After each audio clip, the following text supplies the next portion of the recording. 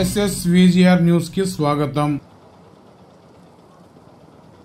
చేనేత కార్మిక సంఘానికి అధ్యక్షుడిగా దాదాపు 8 సంవత్సరాలు ఉన్నాను. అనేక కార్యక్రమాల్లో పనిచేసి ఉన్నందువల్ల ఈరోజు ఏంటంటే ముఖ్యంగా వెంకటగిరికి ఇంపార్టెంట్గా నేను చేనేత సామాజిక వర్గానికి చెందినవాడిని కాబట్టి చేనేతల గురించి చేనేత వాళ్ళ ఒక మెసేజ్ గురించి ఈరోజు ప్రెస్ మీట్ పెట్టాలనేటువంటి అభిప్రాయానికి నేను వచ్చాను. అదే ఈ ప్రెస్ మీట్స్. ఈ ఎన్నికల్లో రేపు 13వ తేదీ దగ్గర పడ్డాయి, 3 రోజులు ఉన్నాయి. 13వ తేదీ ఎన్నికలు జరగబోతున్నాయి.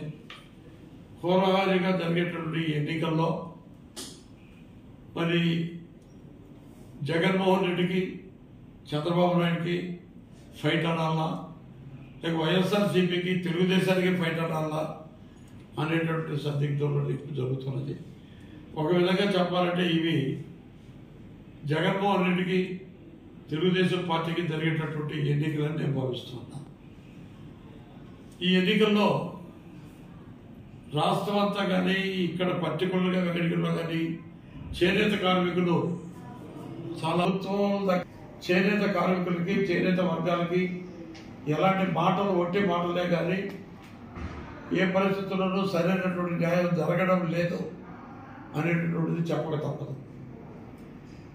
చేనేత నేస్తం మేము 24,000 ఇస్తున్నాం కదా అనేటటువంటిది ఈరోజు ఉన్నటువంటి ఈ ప్రభుత్వ అధినేత జగన్ నేస్తానికి 24,000 రూపాయలు ఇవ్వడం అనేది గొప్ప కాదు, సరైనటువంటి న్యాయం కూడా కాదు.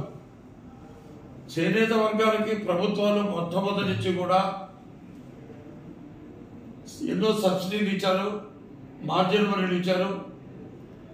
ఆప్కో వ్యవస్థను తీసుకొచ్చి ఆప్కో వ్యవస్థ ద్వారా సొసైటీలను పెట్టి ఆ సొసైటీల్లో తయారైన బట్టలను కొనుగోలు చేసి వాటికి సబ్సిడీలు ఇచ్చి అనేక విధాలుగా ఆదుకున్నాయి ప్రభుత్వాలు. చంద్రబాబు నాయుడు ప్రభుత్వం ఉన్నప్పుడు థ్రిఫ్ట్ ఫండ్ 8% ఇచ్చేవాడు. జగన్ గారు వచ్చి దాన్ని కొట్టాడు. అదే కాకుండా జరీ చీరలు వేసినా జరీ నూనె కావాలన్నా 2,000 రూపాయలు ఒక సబ్సిడీ లాగా నెల ఇచ్చేవాడు, అది కొట్టారు. ఇలా అవన్నీ కూడా లెక్కలేస్తే చేనేత వర్గాలకు ఇచ్చిన 24,000 అంత మానిటరీ బెనిఫిట్ వస్తున్నటువంటి స్థాయి నుంచి కేవలం అన్ని రద్దు చేసి 24,000కి మాత్రమే లిమిట్ చేసి నేను చాలా చేశాను చేనేత కార్మికులకి అని జగన్మోహన్ రెడ్డి చెప్పుకోవడం చాలా హాస్యాస్పదమైనటువంటి విషయం. చేనేత కార్మికులు 1 ఇంచి కూడా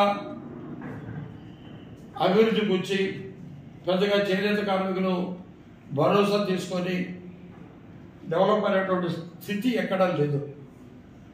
అన్ని వర్గాల్లో వ్యవసాయ కార్మికుల తర్వాత వ్యవసాయం రంగం తర్వాత అత్యధికులకి పని కల్పిస్తున్నటువంటి చేనేత రంగం కుదేలైపోయింది.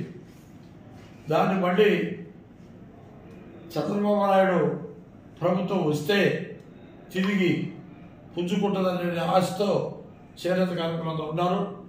నేను ఇక్కడ స్టడీ చేసినంత వరకు కూడా చేనేత కార్మికులు తెలుగుదేశం పార్టీకి బాగా అనుకూలంగా చంద్రబాబు నాయుడు రావాలి, తిరిగి మళ్ళీ చేనేత కార్మికులకి భరోసా ఏర్పడాలనేటువంటి ఆశతో ఈరోజు చేనేత కార్మికులందరూ కూడా ఉన్నారు.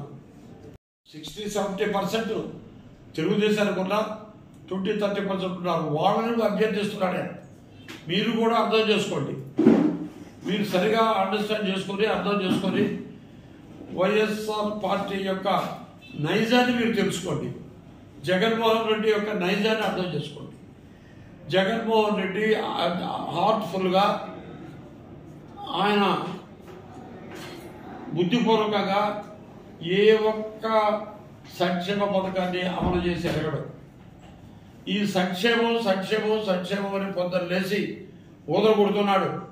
సంక్షేమ పథకాలు ఈరోజు రాలేదండి. ఆంధ్రప్రదేశ్ ప్రభుత్వంలో కంబైన్డ్ స్టేట్ కానీ ఈ ప్రభుత్వంలో ఈరోజు జగన్మోహన్ రెడ్డి గారు క్రియేట్ చేయాలి సంక్షేమ పథకాలు. జగన్మోహన్ రెడ్డి ఉత్పత్తి చేసి ప్రజలకు ఇస్తున్నటువంటి సంక్షేమ పథకాలు కాదు, గతంలో ఉన్నటువంటి సంక్షేమ పథకాలే. అనేక వాళ్ళ వాటిల్లో ఎక్కువ హయ్యర్ షేర్ తీసుకోవడమో, టోటల్గా తీసుకోవడమో, నువ్వు తీసుకొని నీ తరఫున నువ్వు ఆంధ్రప్రదేశ్లో సప్లై చేస్తూ ఒక ముఖ్యమంత్రిగా లిక్కర్ కంపెనీలకు ఓనర్ అయ్యి నీ లిక్కర్ కంపెనీలో ఉన్నదాన్ని హైయెస్ట్ రేటుకి ప్రజలకు సప్లై చేయడం అనేది మనం ఈ భారతదేశంలో అనేది విన్నామా? ఉంటే వ్యాపారం చేసుకుంటారు వాళ్ళు, ఎక్కడెక్కడో ఏం బ్రాండ్ వాళ్ళు వ్యాపారం చేసుకుంటారు. వాళ్ళు వ్యాపారం ముఖ్యమంత్రి డైరెక్ట్గా నువ్వు డీల్ చేసి నువ్వు మాట్లాడి నువ్వు రేట్లు ఫిక్స్ చేసి కంపెనీలన్నింటి దబాయించి బ్లాక్ మెయిల్ చేసి స్వాధీనం చేసుకొని నువ్వు లిక్కర్ వ్యాపారం చేయడం ఏంటండి? ఒక పక్క నేను మద్యపానం నిషేధిస్తానని చెప్తావు, నువ్వే వ్యాపారం చేయడానికి సిద్ధమైపోయిన తర్వాత అంత ఘోరమైనటువంటి విధంగా మాట తప్పిన తర్వాత నువ్వు ఇంకా ఓట్లు అడగడానికి ఎలా వచ్చావు? ఓట్లు అడగడంలో నువ్వు ఓట్లు అడిగితే ప్రజలు అర్థం చేసుకునేంత అపాయకులని నువ్వు భావిస్తున్నావు అంటే నిజంగా నిన్ను చూస్తే జాలేస్తుంది. ప్రజలకు అన్నీ తెలుసు, ఎక్కడ హామీలు ఇచ్చావో, ఎక్కడ నవరత్నాల్ని మామూలుగా దుద్దులో కలిపావో, ఎక్కడ నువ్వు చెప్పిన మాటలు తప్పావో అవన్నీ తెలుసు. కేవలం నువ్వు ఇచ్చేటువంటి అమ్మఒడి 10,000 లేకుంటే ఇంకోటి ఏదో వచ్చి 5,000, 10,000, 15,000 వీటి కోసం ఉన్నాను అనుకోబోతా.